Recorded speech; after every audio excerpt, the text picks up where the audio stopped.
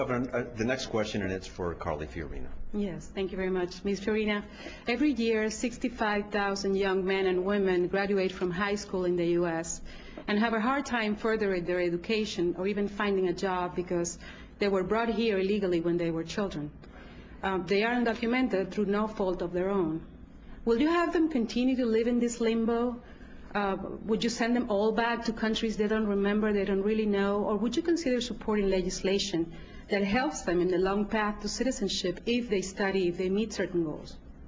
You know, I believe that the 21st century is the century of brain power and innovation, and we need to cultivate all the brain power we can by making sure that people are well educated here. Yes, I would support the DREAM Act because I do not believe that we can punish children who through no fault of their own are here trying to live the American dream. Now let me very quickly say, I do not support amnesty for those who have come here illegally. I believe the federal government must secure the border, and it has not done its job.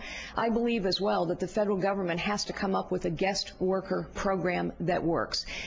Senator Boxer has vilified the people of Arizona, even though the federal government isn't doing its job. And at a critical moment in 2007, when a guest worker program was on the table, she was the deciding vote that killed the guest worker program and in essence destroyed a compromise on comprehensive immigration reform. And when she voted for the Dorgan Amendment, which killed that guest worker program, her comment was that immigrants represent a cheap source of labor that threatens the American worker. You see, if you look at Senator Boxer's long track record of 28 years in Washington, D.C., you will see this. She is for more taxes. She is for more spending. She is for more regulation. And she is also for big government and elite extreme environmental groups. Senator, your reply. Well, first, I have to say that I'm very proud of my record for veterans, and that's why I am the bipartisan, I'm the co-chair of the Bipartisan Military Families Caucus. And I have a record which won me an award from doctors who were trying to find out better treatments for burn victims. I got the first funding for traumatic brain injury, and my husband served in the military. So I love the military in a very personal way. Now, what I want to say about immigration is this.